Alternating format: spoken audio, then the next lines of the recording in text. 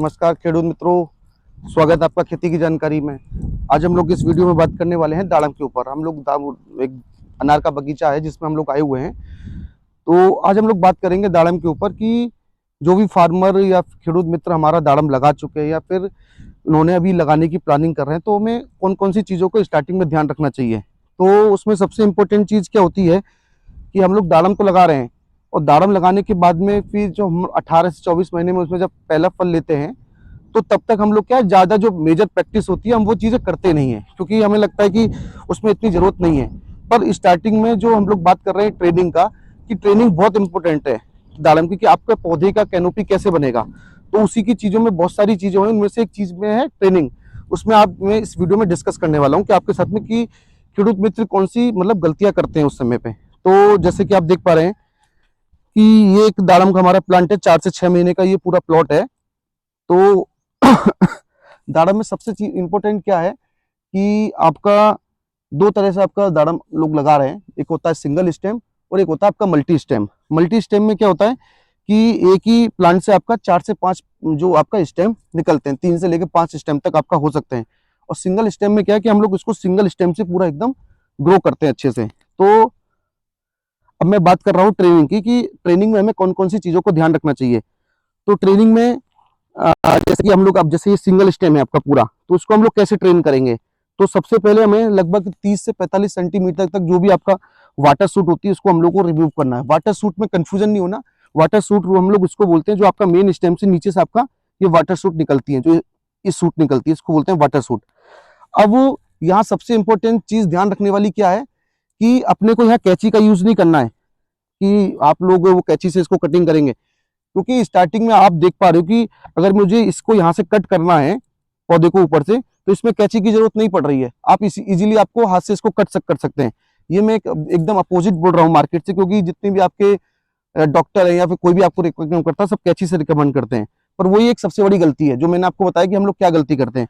वो गलती कैसे है कि अगर मैं आज चलो कि अगर ये स्टेम यहाँ से ग्रो करेगा, वाटर सूट अगर ग्रो करी, तो मैं यहाँ से इसको यहाँ से कैंची मारा, तो कैंची मारने के बाद क्या होगा, जो इसका मुंह है, मुहाना जिसको बोलेंगे, वो आपका यहाँ रह जाएगा और यहाँ का इसका मुंह बन जाएगा।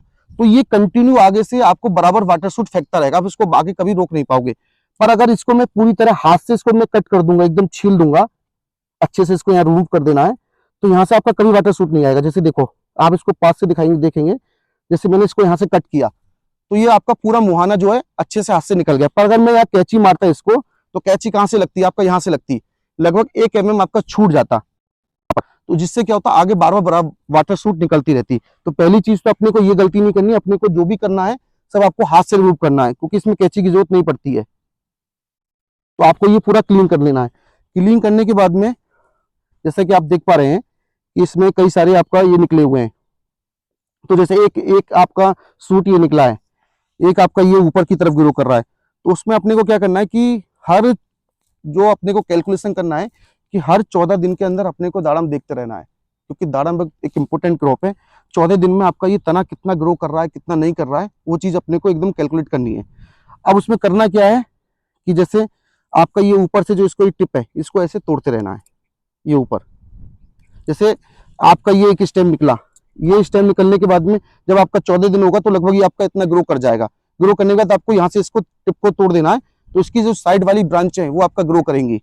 ग्रो करने से क्या होगा कि जो आपका जो ये पौधा है, ये पौधे की कैनोपी आपका इस टाइप से बनेगी। तो अपने को ऊपर से इस टाइप से इसका ये टिप तोड़ते रहना है। तो ये मैं टिप तोड़ूंगा तो साइड की जो लेटर है ये ग्रो करेंगी, ये आपका निकलेगा, इसको ऊपर से ऐसे करते रहना है। तो इजीली देखो मैं आपको हाथ से कर पा रहा हूँ, इसमें कोई कैंची की जरूरत नहीं है। ये देखिए,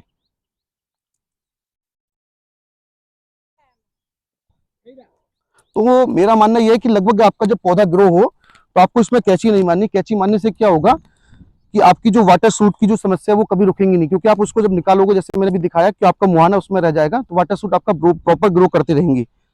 तो सभी लोग इस चीजों को मतलब ध्यान रखना है अपने को, जो भी लोग दाड़म या लगा रहे हैं जिनका लग चुका है। बाकी का जो भी चीज होगा हम लोग नेक्स्ट वीडियो में डिस्कस करेंगे। Thank you.